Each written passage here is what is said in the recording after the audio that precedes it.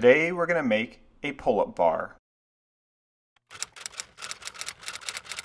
I started by measuring the distance between the floor and the ceiling of my loft. It's a little bit less than 9 feet. I used my circular saw and a speed square to cut a 10-foot long 2x6 to length. I then cut 2 scrap pieces of 2x4 so that combined they were the same length as the 2x6.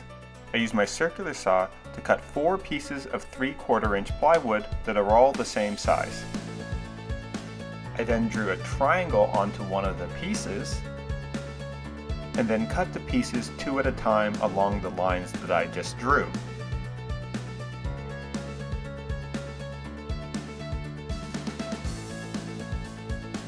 Now that I have 4 triangles the same size and dimensions, I glued pairs of them together with wood glue.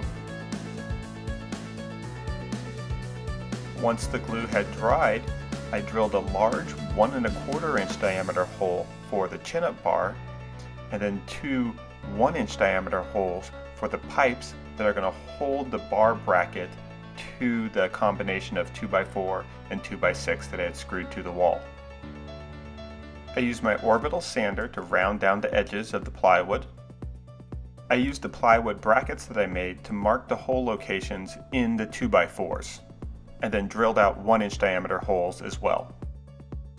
It's incredibly important that I use a stud finder to find the center of the studs behind the drywall, because if I don't screw securely into these studs, this whole thing could fall with me hanging from it. I used 3.5 inch long screws to screw the 2x4s through the drywall and into the studs behind them.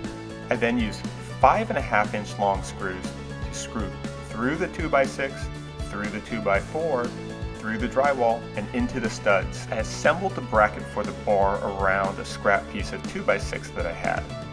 I marked the location for a short piece of 2x6 that would go in between them, and then drilled holes inside those marks that I just drew. I then applied construction adhesive and drilled through the holes from the outside and into the 2x6 that I was using as a spacer. I then added an extra piece of 2x6 for a little additional support. I used 1/2 inch diameter iron pipes with caps to hold the bracket in place. I inserted a 1 1/4 inch diameter dowel into the holes and it started to do a pull-up, but it felt like it was going to break.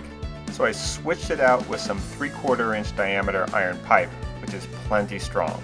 But then I noticed that on occasion my knees would bump into the wall since the point of the triangle was only 12 inches from the surface of the wall.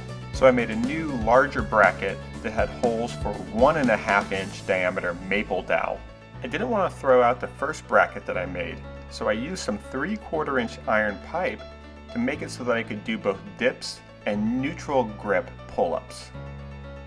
Now this apparatus is plenty strong for my 175 pounds, but a larger person might want to have additional structural support as well. I like that when I removed the brackets, there's minimal visual impact to my loft. Now I designed and oversaw the construction for my building, so I trust the structural integrity and am comfortable screwing into just a single stud. But if I was unsure what was behind the drywall, I would have used a second piece of 2x6 as sort of a cross at the top that could have been tied into multiple other vertical studs as well. I may end up painting the 2x6 white just to make it blend in even more. I plan on working from home more in 2017, so I quit my gym membership and I'm trying to figure out all the ways that I can do fitness things at home. So when my friends at Ryobi came to me and asked me to create a DIY project under the theme New Year, New You, I thought I might as well get started on these fitness aspirations. I haven't figured it all yet, but if you're interested in seeing how I develop my workout plan, be sure to subscribe to my second channel where I'll be posting workout videos and other fitness equipment that I've been building. For more detailed instructions, check out my website, and if you want to see what I'm working on next, be sure to follow me on Instagram. If you have some ideas for your own DIY fitness equipment, go ahead and post them on Ryobi Nation and you'd have a chance to win some of the same tools that I use. Check out some of my other DIY videos and be sure to subscribe to this channel if you haven't already. Thanks, bye.